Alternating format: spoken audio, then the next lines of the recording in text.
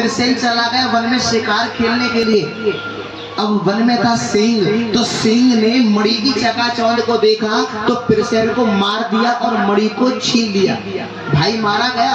अब आप जरा एक बात बताइए कि अगर भगवान के कहने पर मणि को जमा कर देते तो क्या कृष्ण मारा जाता?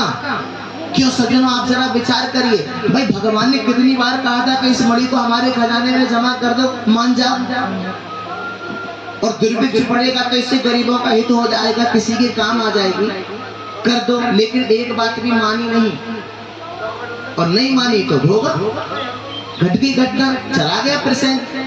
अब इतना ही नहीं, उधर से जा रहे थे जामवंत। अब जामवंत ने सिंह को देखा और सिंह पर मणि को जैसे देखा, मणि की चकाचौंध को देखा, तो उस जामवंत ने भगवत प्रेम में सिंह को मार दिया। देखा एक मणि के पीछे दो दो हत्याएं हो गई कि नहीं? दो दो जीव हत्या हो गई। कृष्ण भी चला गया, मारा गया, और वो सिंह भी मारा गया। अब जामवंत ने उस मणि को छीन के अपनी बेटी जामवती को खिलौना समझ के खेलने को दे दिया। खिलौना समझ के सत्यराजित महाराज को पता लगा कि कृष्ण मारा गया। मन में विचार आया किसी ने मेरे छोटे भाई कृष्ण को मरवा के और मणि को छीन लिया है। फिर मन में विचार आया, अरे हाँ, परसों में द्वारकाधीश की सभा में गया था, परसों में द्वारकाधीश की सभा में गया था और वही मुझसे मणि मांग रहे थे। इसका मतलब उन्होंने ही मेरे छोटे भाई को मरवा दिया, यानी कि भगवान कन्हैया को कलंक लगा। अच्छा, यहाँ भी प्रश्न खड़ा हो जाता है मेरी माता बहनों भाइयों कि आखिर भगवान कृष्ण को कलंक क्यों लगा? हाँ जी कि ना जी, क्यों कलंक लगा? यहाँ भी सवाल खड़ा हो जाता है। जबकि भगवान कन्हैया ने कृष्ण को मारा नहीं, जबकि भगवान श्री कृष्ण ने कृष्ण को देखा नहीं, तो कलंक क्यों लगा? और जबकि संतों ने कहा है, सदगुरुदेव भी बार बार समझाते हैं, कहते हैं क्या कि जल से पतला कौन है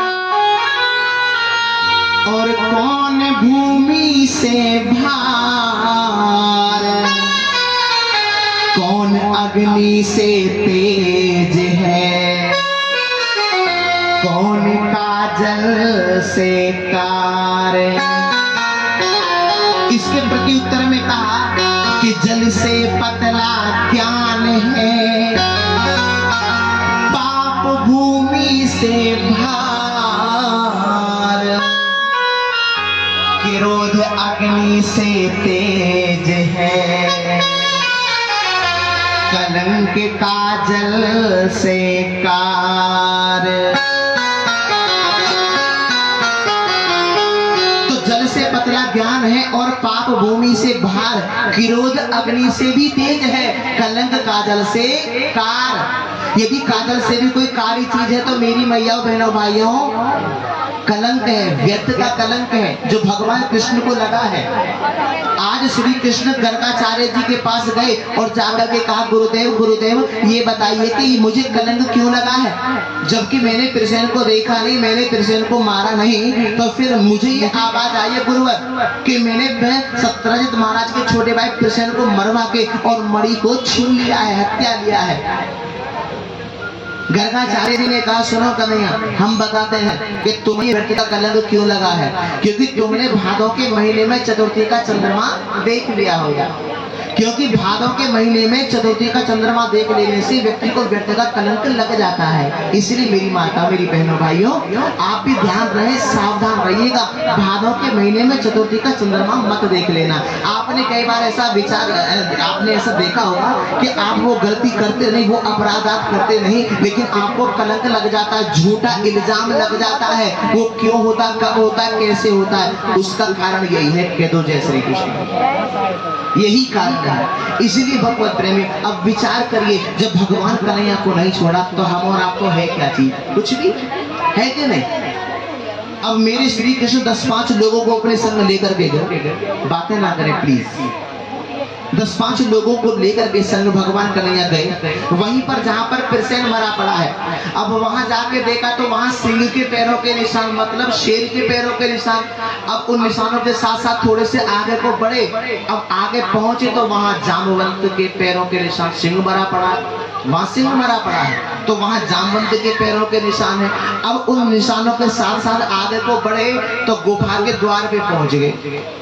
गुफा के द्वार पे जैसे ही पहुंचे तो श्री कृष्ण भगवान के संग जो 10-5 लोग थे जो ये कह रहे थे कि हम तुम्हारे साथ हैं, वे भगवत प्रेमियों मालूम है क्या कहा? भगवान ने जब कहा कि जाओ भीतर देखो गुफा में, कई अड़ोसी थे पड़ोसी थे, पहली बात तो केवल देखने में आता है कि घर में कोई बीमार पड़ जाए तो जल्दी से कोई किसी को बताता नहीं है ना, और किसी के द्वारा अगर पता लग भी जाए तो फोन करके पूछते भी नहीं है। हाँ जी के ना जी, क्यों जाना पड़ेगा? अगर बात हमने की तो हमको जाना पड़ेगा देखने के लिए, समझ गए ना। और जब पता लग गया और पता पहले लग चुका है किसी पड़ोसी के द्वारा, और जैसे मान लीजिए डायरेक्ट अगर फोन किया भी कि भाई ऐसे ऐसे बात है, तुम्हारी बुआ जी की तबीयत बहुत खराब है, हालत बड़ी गंभीर है। कब से? बोले 15-20 दिन हो गए। अरे कमाल है, तुम आज बता रहे हो, तुमने 15-20 दिन पहले क्यों नहीं बताया था? हाँ जी के ना जी, ऐसा होता है या नहीं? अरे तुम आज बता रहे हो क्योंकि पता है वो शो नहीं करना है, पता है, लेकिन क्या कह रहे हैं? अरे तुमने पहले क्यों नहीं बताया था, हम तो पहले ही चले आते। चलो चलो मैं आता हूँ, अभी ये बताओ दवा आपने दिलाई के नहीं? मालूम है जब बीमार है तो दवा तो दिवाई होगी। हाँ जी के ना जी, समझ रहे हैं ना? इसी का नाम है दुनिया। हाँ, और बुरा मत मानना, दुनिया वालों से कभी उम्मीद मत करना, उम्मीद जब टूटती है तो बड़ा दुख होता है। बीमार है लेकिन समय नहीं है जाने के लिए, देखने के लिए, और पता लग जाए कि बुआ जी समाप्त हो गई, मतलब दुनिया से चली गई। ओ फिर देखो काम धाम छोड़े, क्योंकि अगर नहीं जाएंगे तो फिर समाज जीने नहीं देगा। हाँ जी के ना जी, बुआ के छोरा कहेंगे देखने आया हो ना, निकलो। समझ रहे हैं या नहीं?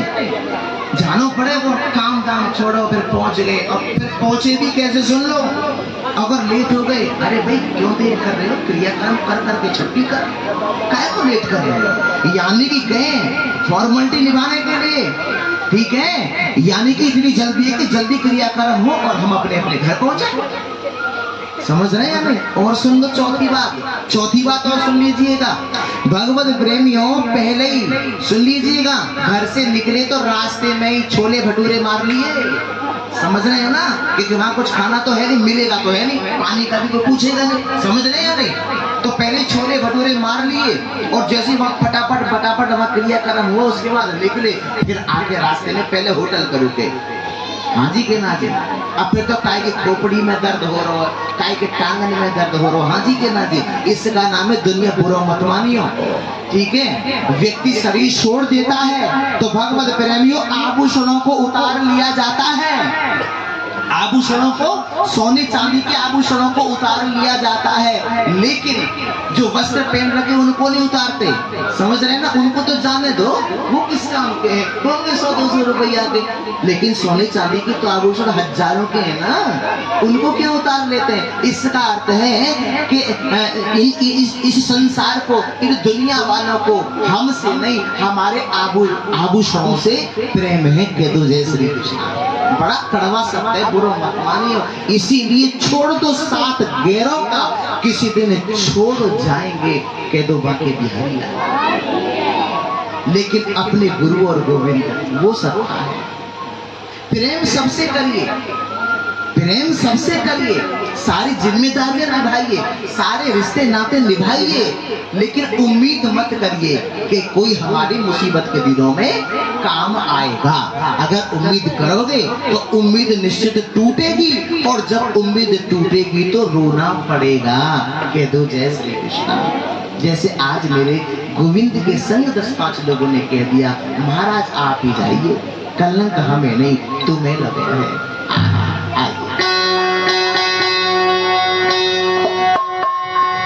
छोड़ दो साथ गैरों का, किसी दिन छोड़ जाएंगे।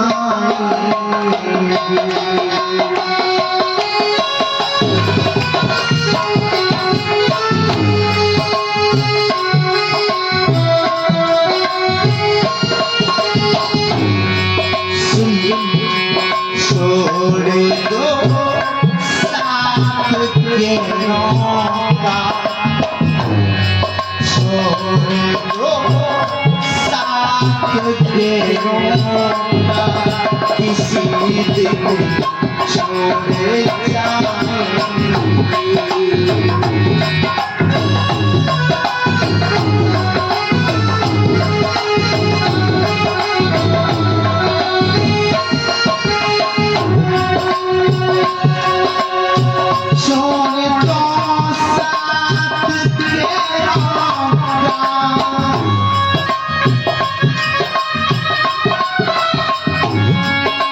छोड़ दो साथ तेरा किसी दिन छोड़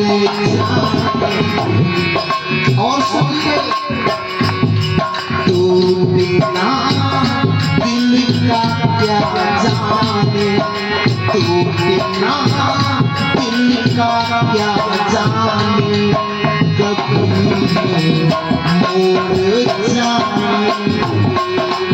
छोड़ दो साथ के रोका किसी दिन छोड़ जाने।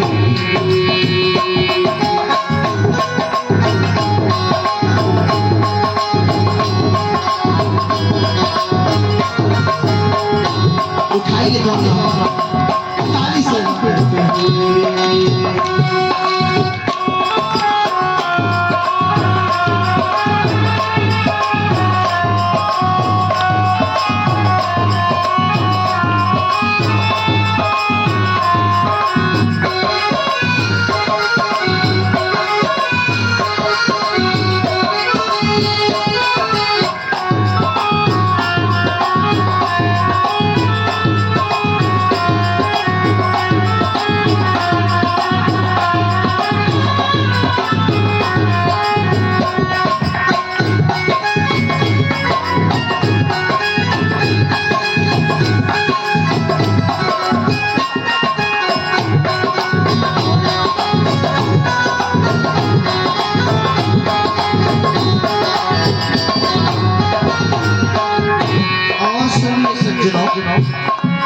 कभी दिल को ना पहचाना,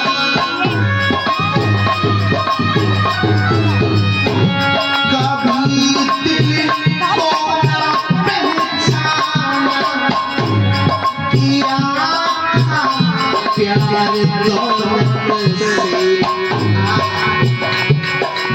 सुनिए, चेहरे पे लाखों निशान होते, और जब बन के बिगड़ जाती है तो दुश्मन हजार होते। इसलिए कभी दिल को ना पहचाना,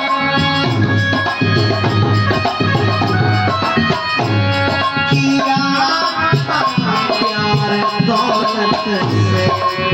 और सुनिए, वो दौलत रही उनको, वो दौलत ही रही तुमको, कभी ना भुलाएंगे। वो दौलत ही रही तुमको, कभी ना भुलाएंगे।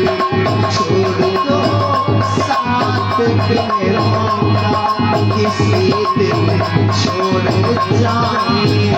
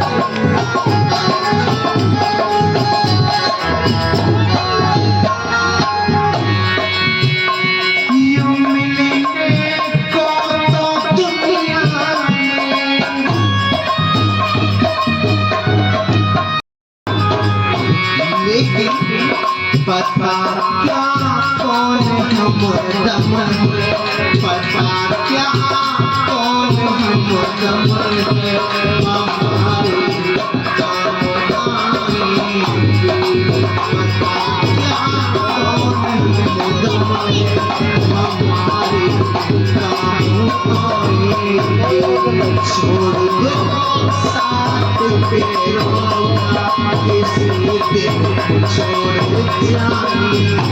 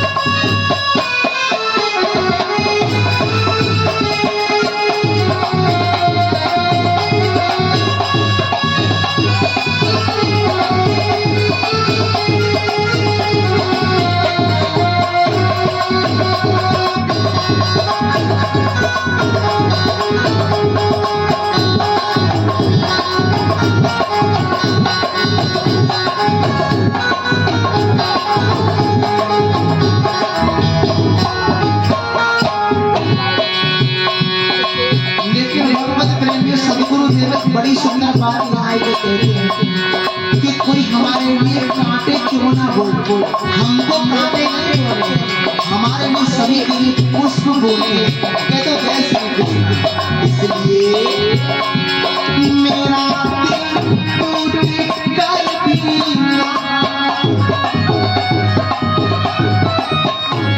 मेरा दिल टूट कर भी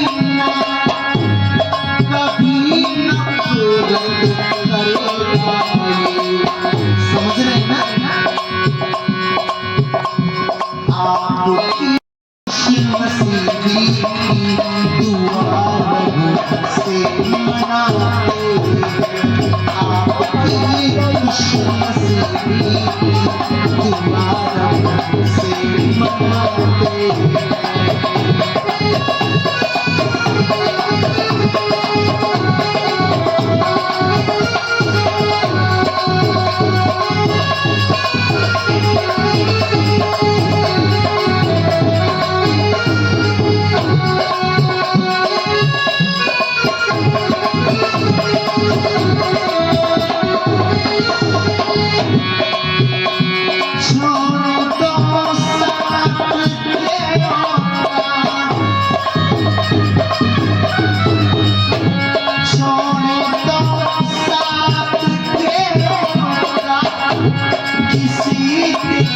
छोड़ जाए तो बिना दिल का क्या जाने तो बिना दिल का क्या जाने कभी मोड़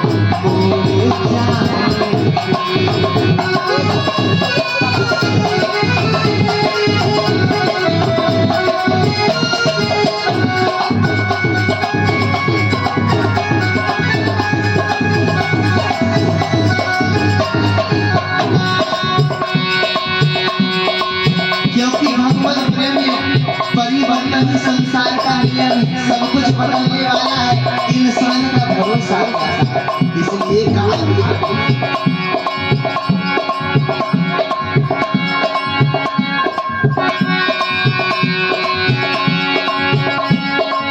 हेम बसंत के ललने से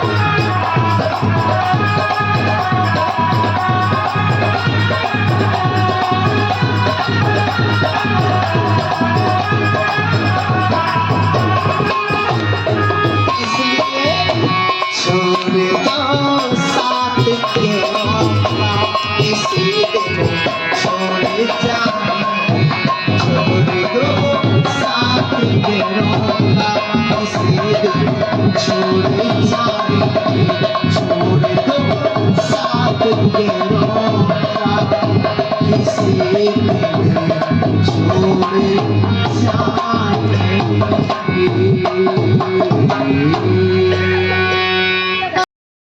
सत्यभामा का है, क्योंकि जो मणि 8 बार सोना रोज देती है वो सत्यभामा के मायके से आई है ना, तो उनके नाच नखरे कछु ज्यादा है। हाँ, उनके नाच नखरे कछु ज्यादा, लेकिन रुक्मणी जी भगवान से एक बार भी नहीं रूठी। भगवान कन्हैया ने विचार किया कि सभी रानियां मोते बारी बारी से रूठती हैं, लेकिन रुक्मणी जी के चेहरे पे मैंने कभी क्रोध नहीं देखा।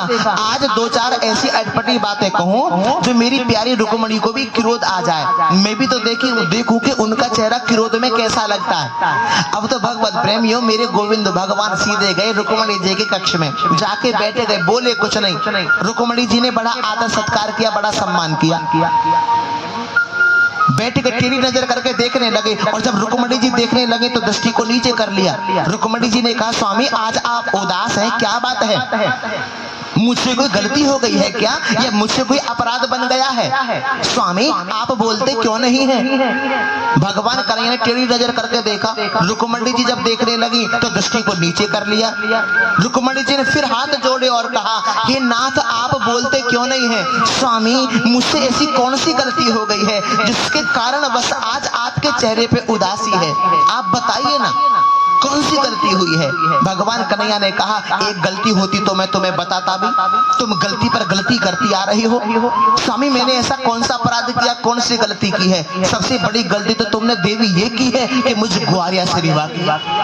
क्या मिला तुम्हें विवाह करके? अरे इतने बड़े बड़े राजकुमार तुमसे विवाह करना चाहते थे, तुमको पत्नी रूप में स्वीकार करना चाहते थे, और तुमने मुझ ग्वारिया से विवाह कर लिया। क्या मिला तुम्हें विवाह करके, बताओ?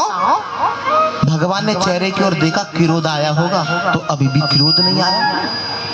भगवान ने सोचा अब ट्राई करते हैं। भगवान ने कहा, अब तुम ये कहोगी अजी मैं विवाह तो आपसे बिल्कुल भी नहीं करती, लेकिन इसलिए कर लिया था क्योंकि आप देवकी नंदन हो। यहाँ भी गड़बड़, कोई मुझे देवकी नंदन कहता तो कोई यशोदा नंदन भी तो कहता है? अरे जिसकी माँ का पता नहीं, जिसके पिता का पता नहीं, ऐसे से तुमने विवाह कर लिया, क्या मिला विवाह करके? भगवान ने चेहरे की ओर देखा, अभी भी क्रोध नहीं आया। भगवान ने फिर कहा, अब तुम ये कहोगी अजी मैं विवाह तो बिल्कुल भी नहीं करती, लेकिन इसलिए कर लिया था क्योंकि आप बहुत बड़े वीर हैं। यहाँ भी गड़बड़। अरे देवी मेरे जैसा तो डरपोक दुनिया में ना होए वो। हाँ मैं तो वैसे भी बड़े बड़े राजाओं के भैंसे समुद्र के बीच में रहता हूँ, और ऐसे डरपोक से तुमने विवाह कर लिया, बताओ क्या मिला तुम्हें? चेहरे की ओर देखा तो अभी भी क्रोध नहीं आया। भगवान सोचने लगे, मैंने ऐसी ऐसी बातें कह दी और अभी तक इनको क्रोध नहीं आया, चलो अब के प्रयास करते हैं। भगवान ने फिर कहा कि सुनो देवी, अब तुम ये कहोगी वो मालूम है, अब तुम ये कहोगी अजी मैं आपसे विवाह तो बिल्कुल भी नहीं करती, लेकिन इसलिए कर लिया था क्योंकि आप बड़े सुंदर हैं, बड़े खूबसूरत हैं। यहाँ भी गड़बड़ है, काय का सुंदर काय का खूबसूरत। जन्म से तो मैं काला था ही, और जब से कालिया नाग से युद्ध किया तब से काला और हो गया। राजा में कभी बना नहीं, गद्दी मुझे कभी मिली नहीं, और तुम्हारे बड़े भाई रुक्मी से मेरी आज तक बनी नहीं, और ऐसे काले से तुमने विवाह कर लिया, क्या मिला विवाह करके? भगवान ने चेहरे की ओर देखा तो अभी भी क्रोध नहीं आया। श्री कृष्ण फिर कहने लगे, सुनो देवी अब तुम ये कहोगी अजी मैं आपसे विवाह तो बिल्कुल भी नहीं करती, लेकिन इसलिए कर लिया था क्योंकि मैंने आपकी प्रशंसा सुनी थी। मेरे गुण कौन गाता है? जिसको खाने को भोजन नहीं, जिसको रहने को घर नहीं, जिसको पहनने को वस्त्र नहीं। ये बाबा लोग मेरा कीर्तन करते रहते हैं, रघुपति राघव राजा राम और पतित पावन सीता राम। इन संतों के कहने में आके तुमने मोते विवाह कर लिया, बताओ हद है गई। भगवान ने चेहरे की ओर देखा तो अभी भी क्रोध नहीं। भगवान सोचने लगे, बताओ इनको क्रोध नहीं आया, जरा भी क्रोध नहीं आया। भगवान ने अंत में एक बात कही, जब क्रोध नहीं आया, कहा कि देवी सुनो मेरी बात, अभी भी कुछ भी बना बिगड़ा नहीं है। अगर तुम्हारा मन हो, तुम्हारी इच्छा हो तो मैं कल ही शिशुपाल से बात कर लेता हूँ, कल ही शिशुपाल से बात कर लेता हूँ और तुम्हारा विवाह कल ही शिशुपाल के साथ में करा देता हूँ।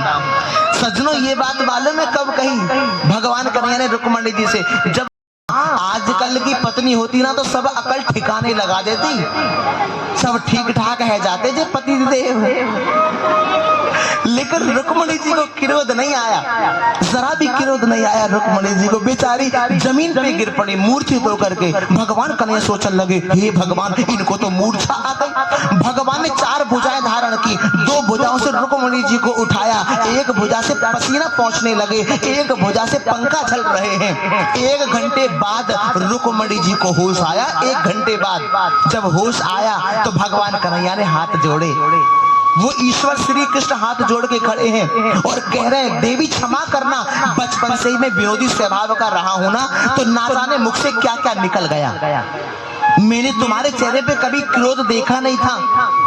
सब रानियां मोते बारी बारी से रूठती हैं, लेकिन तुम कभी नहीं रूठी देवी। मेरी इच्छा थी कि मैं 2-4 ऐसी अटपटी बातें कहूं जो मेरी प्यारी रुक्मणी को भी क्रोध आ जाए। मैं भी तो देखूं कि मेरी प्यारी रुक्मणी को चेहरा क्रोध में कैसा लगे। लेकिन धन्य हो देवी तुम, हाँ धन्य हो। मैंने इतनी सारी बातें कही जो नहीं कहनी चाहिए थी, लेकिन इतनी बातें कहने के बाद भी तुम्हें जरा भी क्रोध नहीं आया। मुझे क्षमा कर देना देवी, क्षमा करना।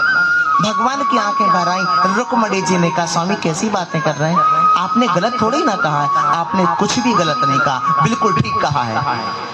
वैसे भी मेरा आपका मेल है ही कहां, ये तो सौभाग्य मेरा है स्वामी जो आपने मुझसे विवाह कर लिया, मुझे पत्नी रूप में स्वीकार किया।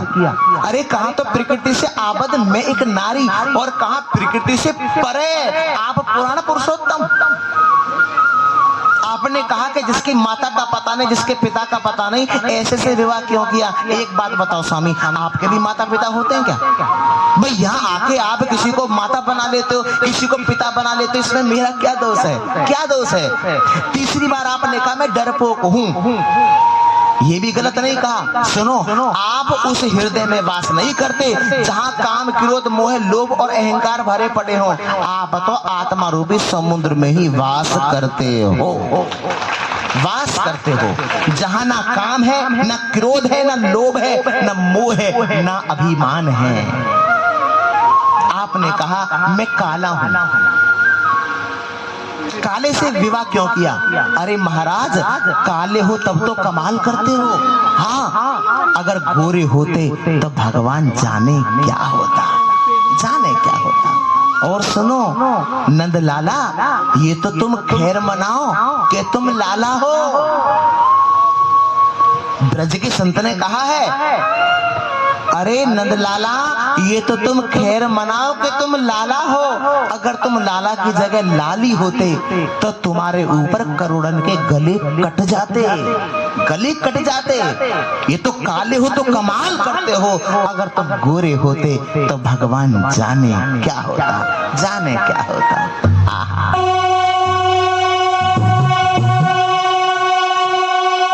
तुम गोरे होते कर जाते मोहन,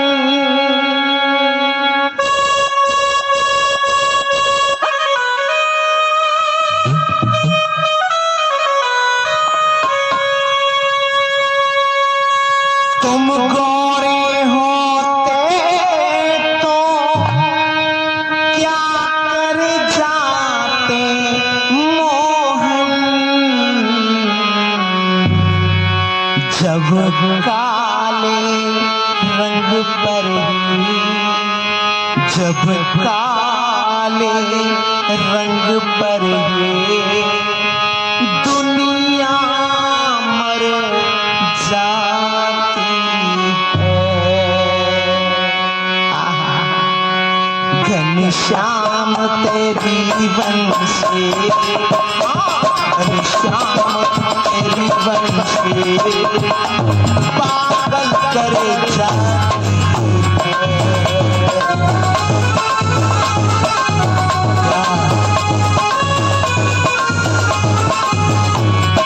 बोलो घनश्याम तेरी वंशे पागल करे जाती है।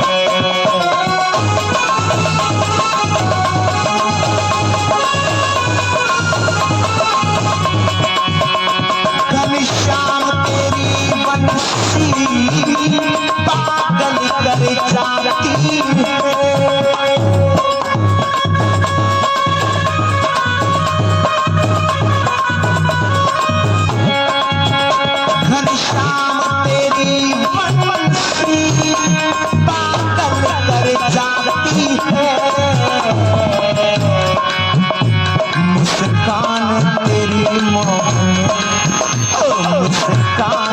तेरी मोहन घायल कर जाती है।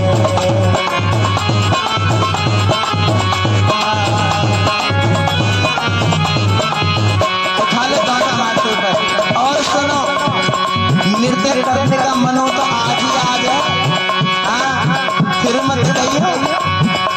अब यहाँ के बाद 16 तारीख पे है। उठा लो दोनों हाथों पर, 1 2 3 4।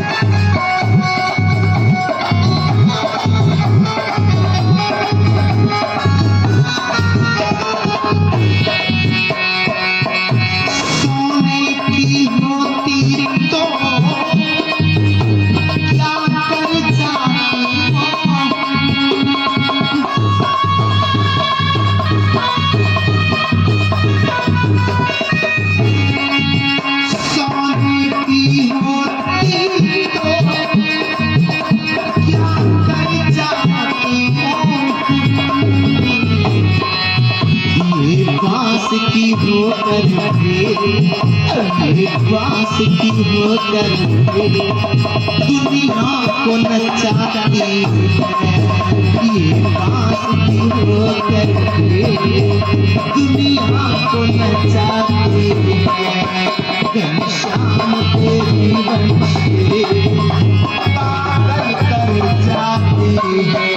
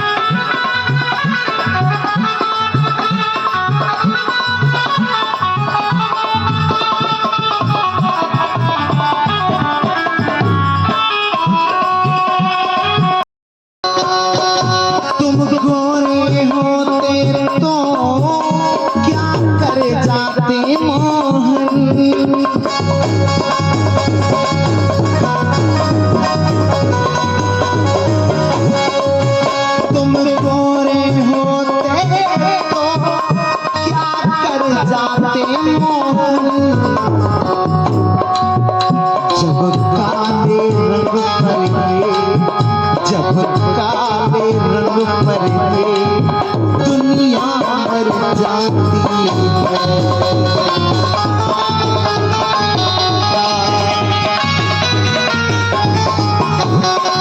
और जब काले रंग पर दुनिया मर जाती है।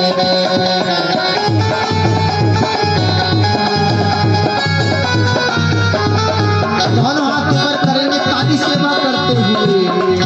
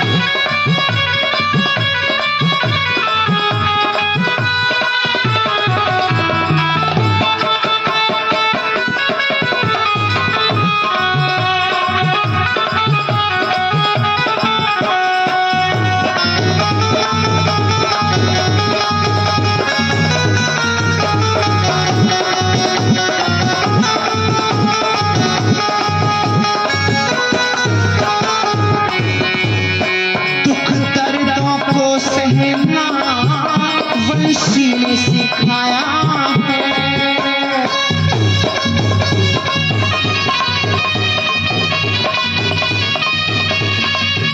तू कितनों को सहना बंशी ने सिखाया है।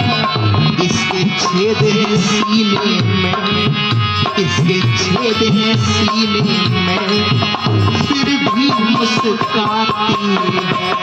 इसके छेद हैं सीने में, फिर भी मुस्कुराती है। घनश्याम तेरी बंशी पागल कर जाती है।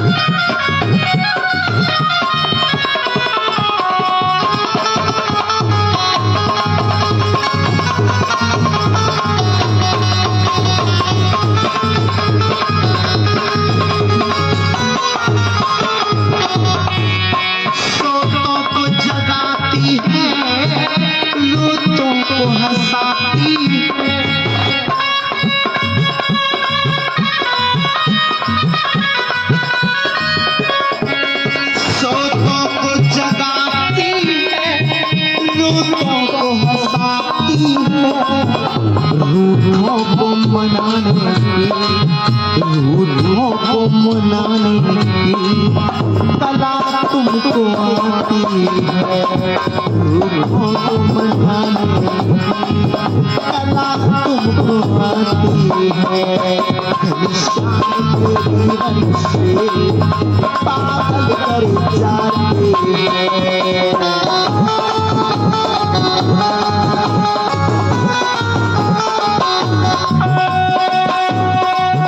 घनश्याम तेरी बंशी पागल कर जाती है।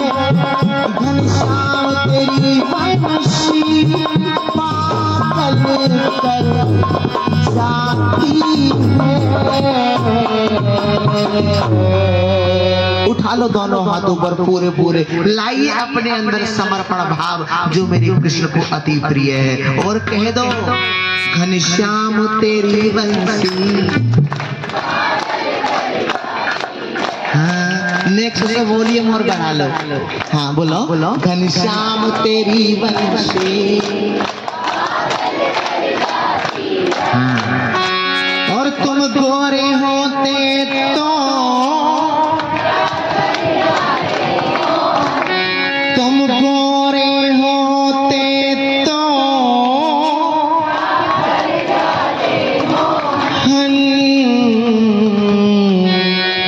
जब काले रंग पर ही, जब काले रंग पर ही दुनिया मर जाती है।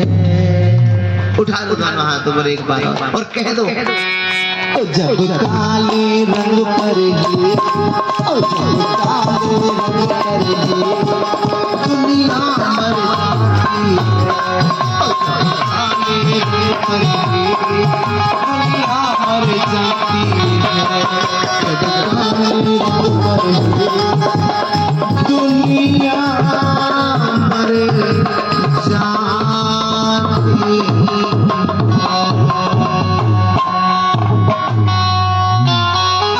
तब मीरा ने कहा था, तुम क्या जानो भैया, तुम नहीं समझोगे। क्यों? जब किसी को रत्न मिल जाए फिर वो किस चक्कर में पड़े भाई। इसीलिए तो मीरा ने गाया है कि पायो जी मैंने राम रतन धन पायो। कह दो जय श्री कृष्ण। देखो मेरी माता बहनों भाइयों, धन को कमाने में तकलीफ है कि नहीं, है कि नहीं? धन को कमाने में तकलीफ और खर्च हो जाए, बताओ 10,000 रुपया ले गई मुरादनगर, भतीजे को ब्याह है, सोची के सगरी शॉपिंग है जाएगी, लेकिन पैसा कम पड़ गए, पता भी नहीं चली। हाजी के ना जी पता भी नहीं चली, खर्च हो जाए तो भी तकलीफ है कि नहीं।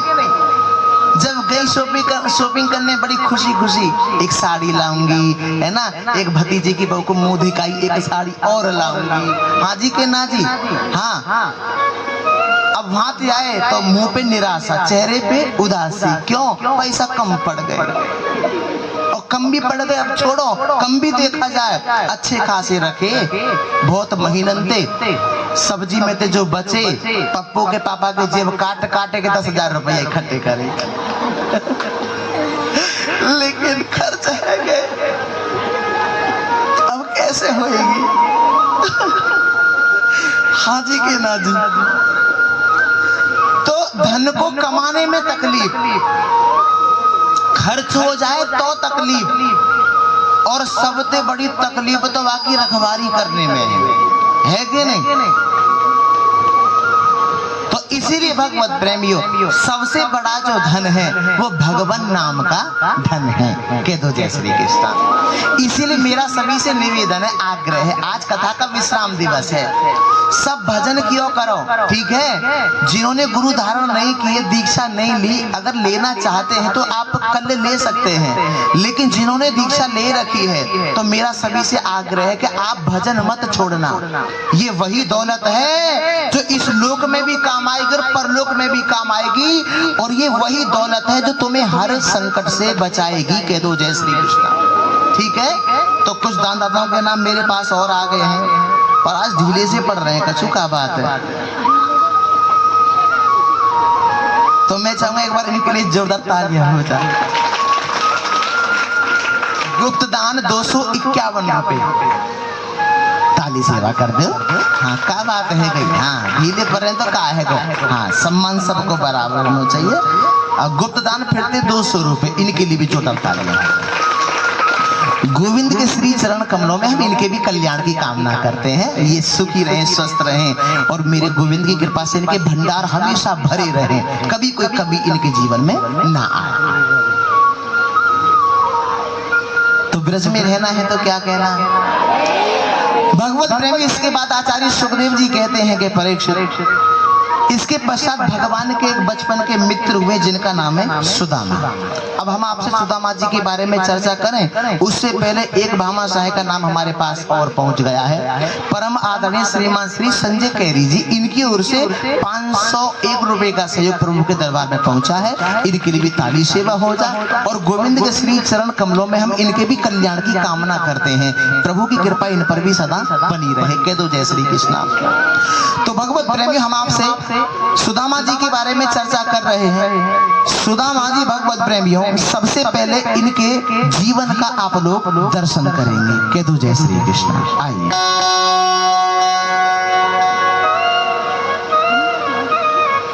अच्छा, बहुत सुंदर जी जी जी, बहुत अच्छी बात है। देखिए, जो हमारे जो परम आदरणीय श्रीमान श्री उमेश कुमार प्रधान जी हैं, उनकी माता जी आई हैं। आप हैं, आप आइए बहन जी, आप इधर आइए, आ जाओ, आइए आइए, आ जाओ।